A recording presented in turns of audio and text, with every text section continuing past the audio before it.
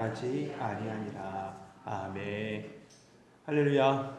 수요기도에 나오신 우리 모든 성도님들을 환영합니다. 역사를 정의할 때 보통은 과거의 일에 대한 기록이라고 이렇게들 이야기들 합니다. 하지만 누군가는 이렇게도 얘기하죠. 역사는 승리자의 기록이다라고도요. 오늘 우리가 읽은 사무엘서는 사실 히브리 성경에는 상하로 이렇게 분리되어 있지는 않습니다. 다만 히브리 성경을 이 헬라어 번역인 70인역으로 번역할 때는 상하로 분류했는데 이것을 따라서 우리 성경 또한 상하로 분류해서 이렇게 보고 있습니다. 특별히 사무엘하는 저희가 지금 사무엘하 28번째 시간으로 같이 나누고 있는데요. 사무엘하는 사울의 죽음 이후에 다윗이 통치하는 약 40년간의 시간을 우리에게 보여줍니다. 그런데 그 40년이라는 시간 말이죠. 정말 냉탕과 온탕을 오가는 것처럼 보입니다. 확실한 공도 있습니다. 그러나 반대로 말하기 민망할 정도의 과도 분명히 보여집니다. 다윗은 하나님을 목적으로 삼고 하나님께 시선을 고정했을 때는 정말 하나님의 마음으로 예루살렘도 정복하고 언약궤도 다윗성으로 가지고 오고 대외적으로도 하나님의 살아계심을 막 드러내면서 그렇게 살았습니다. 그러자 하나님도 그를 높여주셨죠. 그런데 영적인 나태함에 그의 삶에 들어오는 순간 죄의 깊은 수렁으로 그는 한 걸음씩 한 걸음씩 스스로 빠져가는 모습을 보게 돼요. 누구도 아니에요. 스스로 그 걸음을 내딛습니다. 정말 다윗이 지금 살았다면 이 모습을 갖다가 말이죠. 정보 삭제 요구를 했을 것 같아요. 제 같으면 이거 좀 지워주세요 라는 거 말이죠. 그렇다면 역사적인 기록에 있어서 아주 중요한 인물의 생애에 있어서 특별히 그 허물이라는 부분은 감추기 마련인데 말이죠. 왜 성경은 예수님을 예표하는 아주 중요한 인물인 다윗의 허물을 이렇게 가감없이 드러내고 있는 걸까요? 로마서 3장 10절은 얘기합니다. 의인은 없나니 하나도 없으며. 이 말씀처럼 첫 번째, 인간은 그 누구도 예외 없이 죄인임을 드러내고 있는 겁니다. 두 번째, 그러기 때문에 우리는 오직 하나님의 은혜로 살아갈 수 있는 자임을 성경은 말씀하고 있는 거예요. 여러분, 우리는 은혜로 살아갈 수 있는 자예요.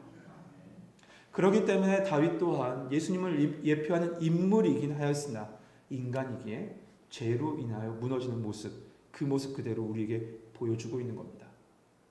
그 죄가 얼마나 무섭게 번져가는지 우리는 지난 시간에 봤습니다.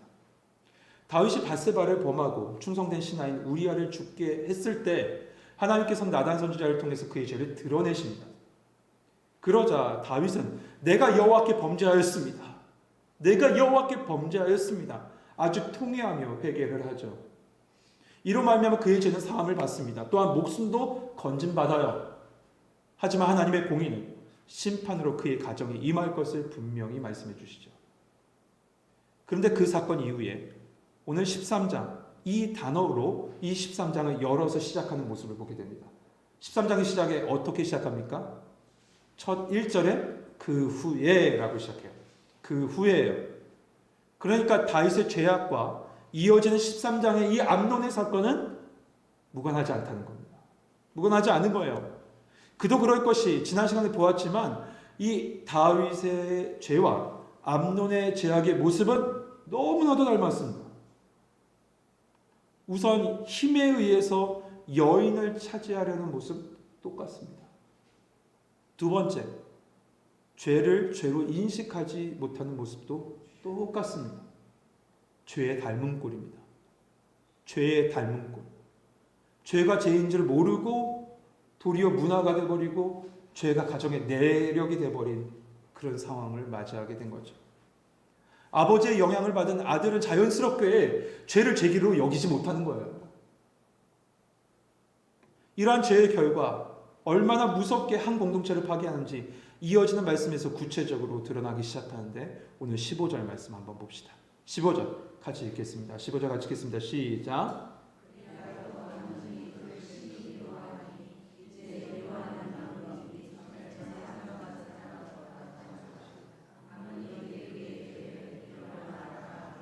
아멘. 암논은 자기의 이복 동생인 다말을 사랑했다라고 표현해요. 그러나 그 사랑은 온전한 사랑이 아니라 왜곡된 사랑이었죠. 그저 자신의 욕망을 채우고자 하는 그런 사랑에 불과했습니다. 이 암논은 다말을 범합니다. 그 순간 다말은 간청합니다. 자기를 거두어 달라고. 하지만 다말을 범하고 강제로 버려버리는 모습. 오늘 모습에 보여지는데요. 먼저는 다말을 강제로 범한 이후에 그 사건이 참혹한 이어지는 사건이 오늘 본문에 일어난 사건입니다. 그런데 놀랍게도 아까 전에 말씀드린 대로 다말을 범한 암논은 다말을 성경에 보니까 미워하기 시작했다는 얘기예요. 미워해요. 여러분, 사랑이라는 게 뭐예요? 사랑은 상대방의 조건을 보고 사랑하는 게 아니라 전인격적으로 사랑하는 게 사랑이에요. 심지어 자신의 모든 것을 내어주기까지 사랑하지 않습니까? 그만큼 상대방이 귀하다는 거예요. 얼마나 귀합니까? 그런데 암논의 모습을 보세요. 성경에 보니까 심히 미워했다고 표현해요.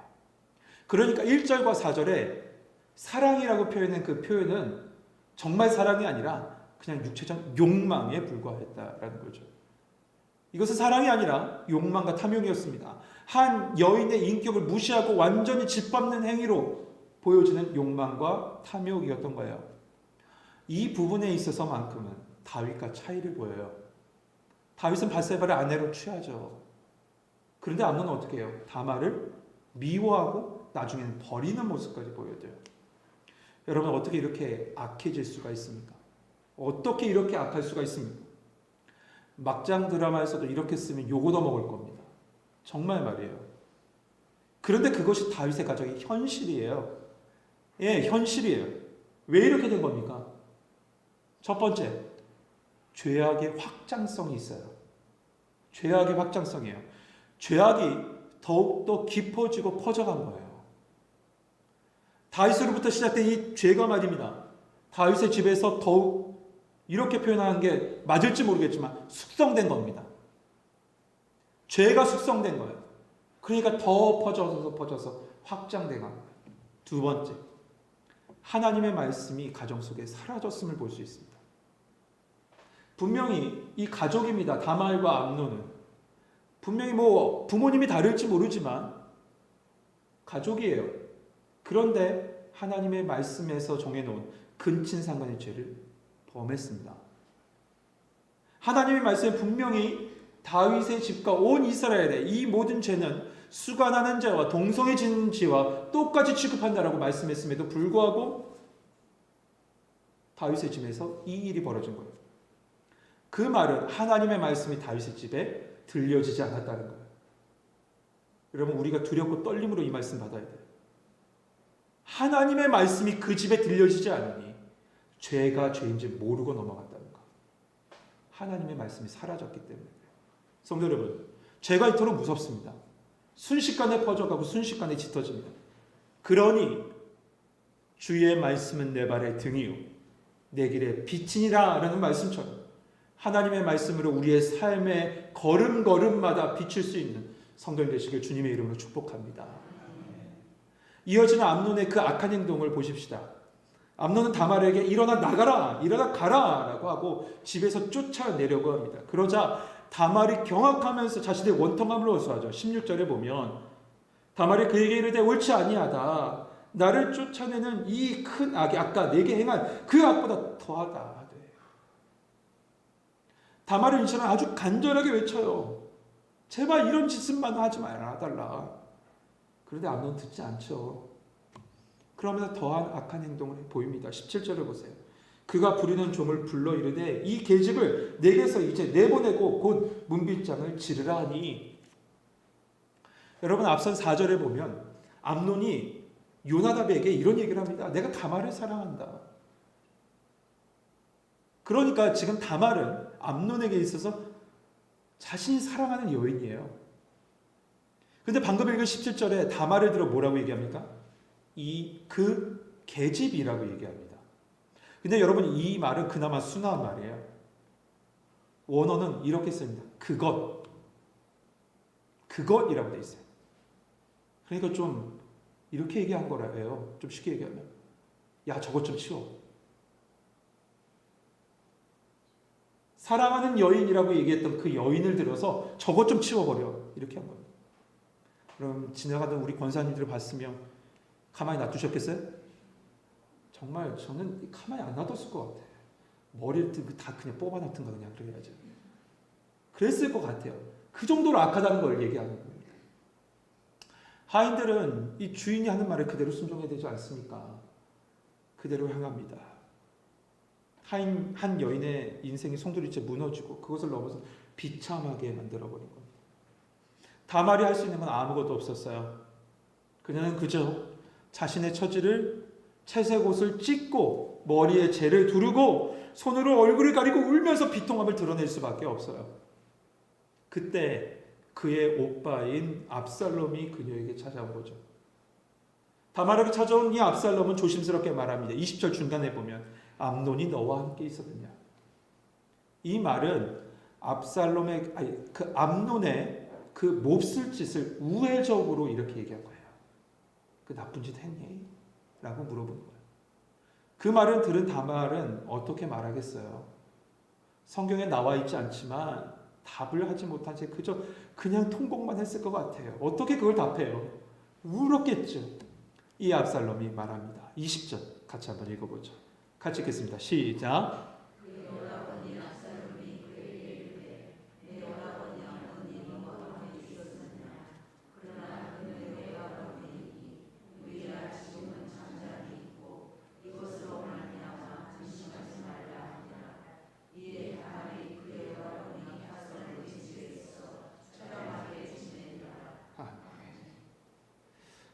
오늘 말씀을 보면 압살롬은 조금 어떻게 보면 냉정할 정도로 차갑게 다말에게 말하는 것 같습니다.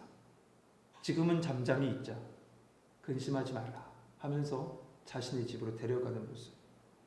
여러분, 왜 압살롬은 이토록 잠잠히 있자라고 말하고 있는 것일까요? 왜 잠잠히 있자라고 한 걸까요? 그리고 후에 보면 암논을 미워하였으나 22절 마지막에 보면 잘잘못을 압살롬이 말하지 아니했다라고 얘기합니다. 아무 말도 하지 않았다라는 거예요. 왜 그랬을까요? 첫 번째, 아버지인 다윗이 이 일을 어떻게 처리하는지 보려는 거예요. 두 번째, 섣부른 행동은 하지 않겠다는 겁니다. 자칫 잘못하면 암논의 죄는 덮어버려지고 없어져 버리고 그저 왕권을 창탈하기 위한 압살롬의 행동처럼 보이기 때문에 지금 압살롬은 잠잠하자, 기다리자라고 하고 있는 거죠. 이런 압살롬은 겉으로는 바보스러울 정도로 조용히 지냅니다. 그러나 속으로는 복수의 칼날을 갈고 있는 거예요. 아마 그 모습은 다음 주에 보게 될 겁니다. 그렇다면 이러한 상황을 마주한 다윗은 무엇을 하고 있었습니까? 21절 보세요. 다윗 왕이 이 모든 일을 듣고 심히 노하니라. 심히 노했어요. 아주 노했어요. 그런데 거기서 끝. 정말 끝이에요. 다윗은 어떠한 행동도 그 이외에 어떤 말도 하지 않습니다. 왜일까요? 이 모든 일이 자기의 죄 때문에 일어난 걸 알았어요. 더욱이 과거에 저지른 죄악으로 인해서 자기는 공의와 정의를 내세울 수 없었던 거예요. 여러분, 오늘 말씀은 죄가 어떻게 죄로 이어지는 우리에게 분명히 보여줘요. 죄가 어떻게 죄로 이어지는지. 그 모든 죄의 시작은 다윗의 죄로부터 시작됐습니다. 그것을 분명히 보여주는 단어가 있어요. 숨은 단어가. 그것이 뭐냐면 다말을 이야기할 때 18절에 보면 공주라고 표현하죠. 그리고 암논을 이야기할 때는 4절에 보면 왕자라고 표현합니다. 그런데 이 말을 원래 원 단어는 뭐라고 써있냐면 그 왕의 딸이라고 써있고 암논은 그 왕의 아들이라고 써있습니다.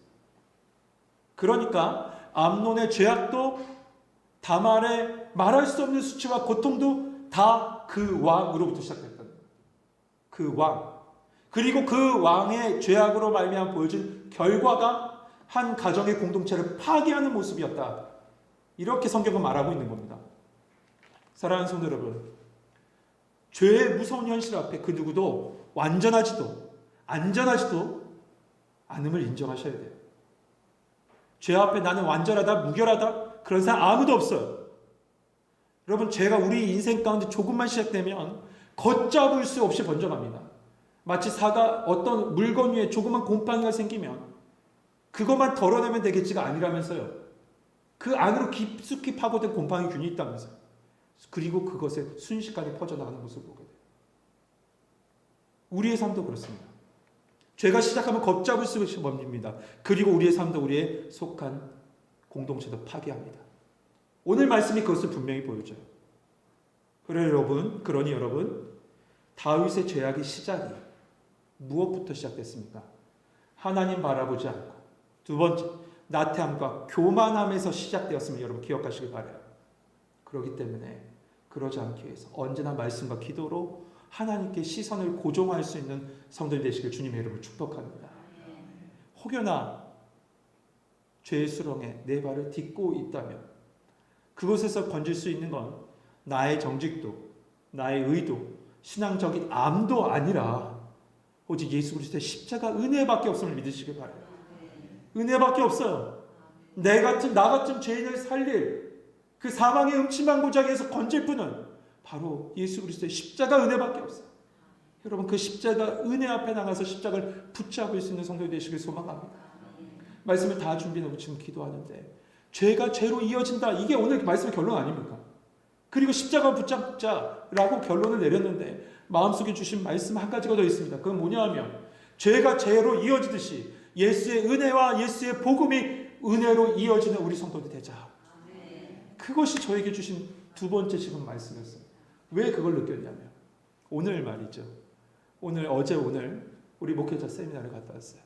군산에 목사님이 올라오고 용인 안성에서 목사님이 올라와서 같이 세미나를 했습니다. 세미나를 한 장소가 마침 그 두 목사님이 분당 우리교회 부목사 출신 10년 동안 했던 부목사 출신이라서 분당 우리교회에서 만든 가평 우리마을이라는 곳에 가서 했습니다. 전체에 딱 갔더니 거기 담당하는 목사님이 저희들 전체 가이드를 해주면서 이것이 어떻게 생겼는지를 이야기를 해주는 거예요. 그런데 그 생긴 스토리가 너무 은혜가 됐어요. 어떤 분이 은혜를 받고 났더니 그 은혜의 은혜가 덮어지고 은혜의 은혜가 덮어지고 은혜가 덮어지고 그 마을이 생겼더라고요. 구체적으로 얘기하지 않을게요. 아마 들으신 분도 계실 거예요. 아, 은혜가 이렇게 흘러가니 더 큰 은혜가 생기고 더 큰 은혜의 결과로 이런 좋은 곳이 생겼구나. 하나님이 이렇게 하신 거구나. 여러분, 우리 천국교회 성도님들만큼은 죄가 죄로 흘러가고 이어지는 문화가 아니라 은혜가 은혜로 이어지는 문화, 은혜가 은혜로 이어지는 삶이 되길 원합니다. 그래서 하나님께 영광 돌리는 그런 우리 모든 성도들 되시길 주님의 이름으로 축복합니다. 우리 같이 268장